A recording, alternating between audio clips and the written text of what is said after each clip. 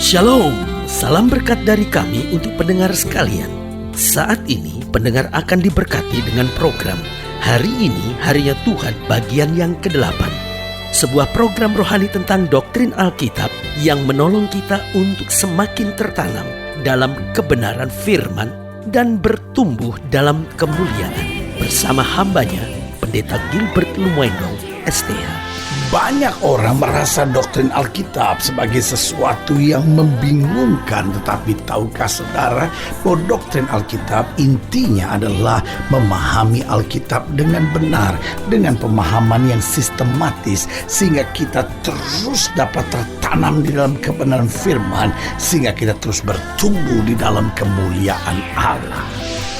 Buka hati saudara sekalian untuk menerima berkat-berkat firman-Nya hari ini. Bicara tentang mimpi, maka ini sesuatu yang menarik karena pada dasarnya setiap orang rasanya pasti pernah bermimpi. Tetapi kalau kita bicara mimpi sangat unik karena ada orang yang mimpi lalu tidak tahu apa yang dia mimpikan, ya kan? Jadi bangun pagi dia mikir gini, aduh saya mimpi apa ya? Ada yang karena mimpinya dia ketakutan sendiri, ada orang yang karena mimpinya senang sendiri, tetapi ada orang yang juga sangat tidak peduli dengan mimpinya. Ada orang yang kalau mimpi itu kayaknya serius sekali, dia tanya sama semua orang, dia beli buku-bukunya, dia pengen ngerti tentang mimpinya. Tetapi perlu kita mengerti begini, mimpi memang menarik karena kadangkala Tuhan memberi pesan melalui mimpi, tetapi kadangkala mimpi juga disebut orang sebagai bunga tidur. Tetapi saya berani katakan bahwa mimpi tidak selamanya adalah bunga tidur, karena seringkali juga ada pesan-pesan Tuhan di dalamnya. Karena cukup sering Tuhan berbicara melalui mimpi. Namun hati-hati, jangan menafsirkan mimpi dengan cara yang aneh-aneh, yang akhirnya justru menjebak kita untuk jatuh dalam kuasa-kuasa kegelapan. Karena pada dasarnya iblis memang mau mencoba kita untuk menipu dengan ilmu-ilmu tentang pengetahuan akan masa depan. Tidakkah kita ingat apa yang iblis janjikan ketika dia bicara kepada Adam dan Hawa dan berkata, cobalah kau makan buah ini, karena kalau kamu makan buah ini kamu akan tahu tentang segala sesuatu yang baik dan yang jahat. Matamu akan terbuka dan kamu akan jadi seperti Allah. Ini dia saudaraku yang kasih dalam Tuhan, inilah awal tawaran iblis terhadap manusia. Dan ini juga yang membuat manusia jatuh karena ingin punya pengetahuan tentang hal-hal yang seharusnya dia tidak mengerti. Nah, saudaraku yang kasih dalam Tuhan, apa ini ilmu-ilmu pengetahuan tentang masa depan? Yang pertama yang membuat kita ingin tahu hal-hal yang belum perlu kita tahu. Karena saudaraku yang kasih dalam Tuhan, dalam hidup ini ada hal-hal yang kita harus tahu dan Tuhan nyatakan. Ada hal-hal yang kita belum harus tahu, Tuhan tidak menyatakannya. Karena itu Alkitab berkata kemuliaan Allah merahasiakan sesuatu. Artinya apa? Dalam kemuliaannya Allah menyembunyikan kepada manusia. Untuk apa? Supaya hal-hal yang manusia belum tahu tidak perlu manusia ketahui, tetapi hal-hal yang perlu manusia tahu akan disingkapkan Tuhan. Sehingga kalau kita belum harus tahu, gak perlu mencari tahu dengan segala macam kuasa-kuasa kegelapan, sok-sok tahu dengan segala, wah ini kan bintang saya, horoskop saya, apa sih akan terjadi buat saya bulan ini, apa sih akan terjadi tahun ini. Saudaraku yang kasih dalam Tuhan, ada banyak hal kita tidak perlu tahu. Pokoknya Alkitab berkata orang benar akan hidup oleh iman. Yang penting kita tahu Tuhan beserta kita, segala sesuatunya akan menjadi indah. Haleluya. Ilmu-ilmu pengetahuan tentang masa depan juga yang membuat kita kelihatannya dalam tanda petik berhikmat, ya kan? Wah, bisa baca pikiran orang, dan orang menyebutnya, wah orang ini punya indera keenam. Apa itu indera keenam? Tidak ada indera keenam. Tuhan hanya menciptakan panca indera, selebihnya adalah hikmat dan tuntunan Roh Kudus. Tetapi Roh Kudus diberikan buat orang yang dekat dengan Tuhan, yang bertobat sungguh-sungguh, yang mencari Tuhan dengan segenap hati, bukan dengan orang yang mencari pengetahuan dengan cara yang aneh-aneh itu. Iblis mau menipu, menyamar sebagai malaikat terang, tapi ujung-ujungnya akan memberi tumbal yang menghancurkan buat kita. Jadi ingat tipuan iblis agar memberikan manusia ilmu-ilmu pengetahuan tentang masa depan yang membuat kita ingin tahu tahu hal-hal yang belum perlu kita tahu. Yang kedua, yang membuat kita kelihatan berhikmat. Yang ketiga, yang akhirnya membuat kita ingin terus berhubungan dengan dunia-dunia lain, dunia-dunia orang mati, dunia-dunia gaib, ya kan, sehingga kita sangat bergantung. Wah, ini apa maknanya, ini apa artinya. Saudaraku yang kasih dalam Tuhan, Alkitab berkata, melewati lembah bayang maut sekalipun aku tidak takut bahaya. Kuncinya adalah mau masalah apapun kita tidak perlu takut. Selama Tuhan yang pegang kita, selama Tuhan yang menjamin kita, segala sesuatunya pasti indah dan luar biasa. Haleluya. Dan yang keempat, ilmu-ilmu pengetahuan tentang masa depan ini akhirnya membuat kita hidup terjajah dan akhirnya menderita, akhirnya khawatir, akhirnya terus menerus dalam ketakutan hidup ini. Sebagai hamba Allah, saya mau ingatkan buat saudara, mau ada mimpi kek, mau ada apa kek, kita tahu bahwa Allah turut bekerja dalam segala perkara untuk mendatangkan kebaikan bagi setiap orang yang mengasihi Dia. Haleluya. Selamat datang dalam program kita hari ini, Harinya Tuhan, sebuah program rohani yang kembali mengingatkan kepada kita betapa pentingnya kita menjadikan firman Tuhan sebagai dasar keseharian hidup kita. Karena selama kita jadikan firman Tuhan sebagai dasar keseharian hidup kita, langkah ke depan kita penuh dengan kepastian, kemenangan, berkat, mujizat, dan perkara-perkara besar. Haleluya. Dan dalam program ini kita sedang membahas tentang berfirman dalam mimpi.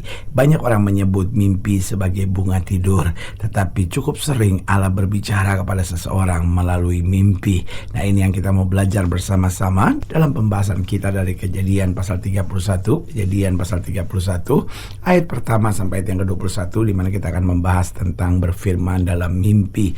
Kejadian 31 ayat yang pertama sampai ayat yang ke-21, demikian firman Tuhan. Di bawah judul perikop, Yakub lari meninggalkan Laban.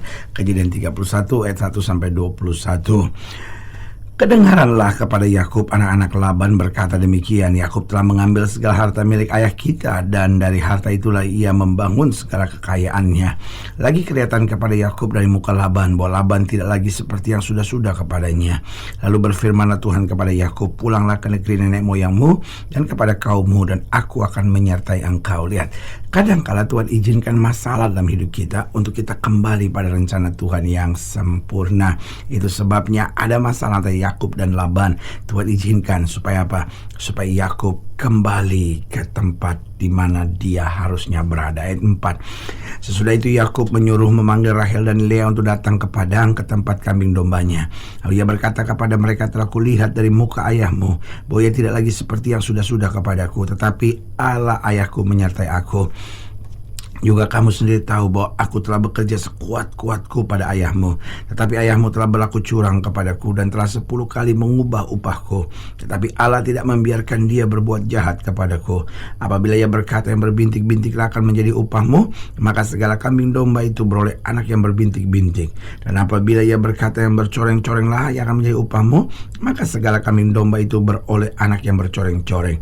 Demikianlah Allah mengambil ternak ayahmu dan memberikannya kepadaku. Pada satu kali pada masa kambing domba itu suka berkelamin, maka aku bermimpi dan melihat bahwa jantan-jantan yang menjantani kambing domba itu bercoreng-coreng, berbintik-bintik dan berbelang-belang.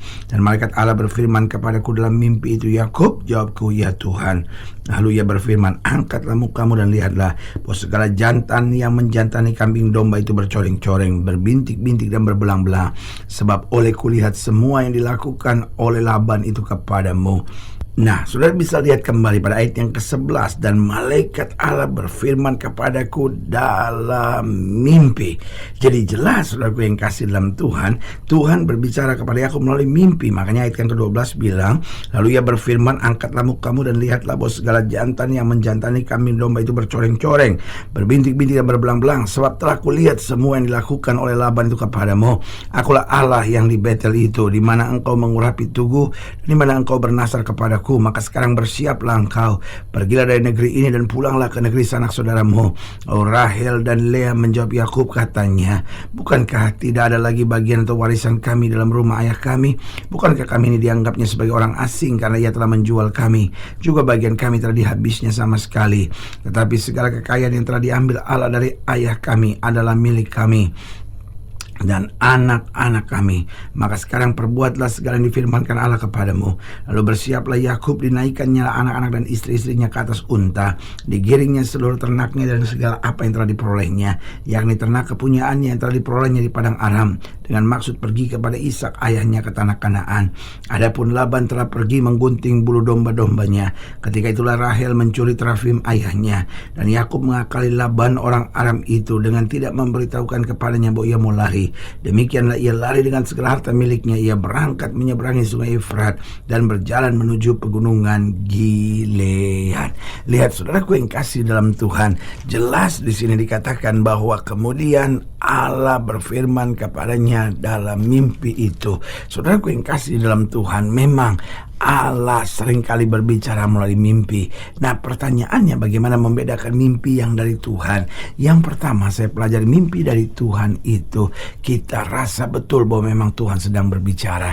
Jadi kadang-kadang kita nggak tahu bagaimana Tuhan bicara, tapi kita tahu persis ini Tuhan sedang bicara. Itulah mimpi. Jadi ada mimpi yang biasa, tapi ada mimpi yang kita bangun dan kita rasa, aduh, ini Tuhan sedang bicara sesuatu buat saya. Jadi itu dulu, kita harus tahu dulu bahwa ini Tuhan bicara. Yang kedua, biasanya maknanya jelas bagi kita, apalagi setelah kita berdoa. Jadi kita nggak perlu baca buku-bukunya, kita nggak perlu datang ke orang-orang tertentu, nggak perlu, cukup doa gitu. Tiba-tiba maknanya menjadi jelas. Aduh, ini kayaknya Tuhan tegur saya ini nih, ini Tuhan sedang nasihatkan saya ini nih, Tuhan sedang pesan ini buat saya gitu ya kan. Jadi isinya biasanya mendatangkan teguran atau justru kekuatan buat kita, atau semangat, atau dorongan, atau nasihat, atau petunjuk buat kita.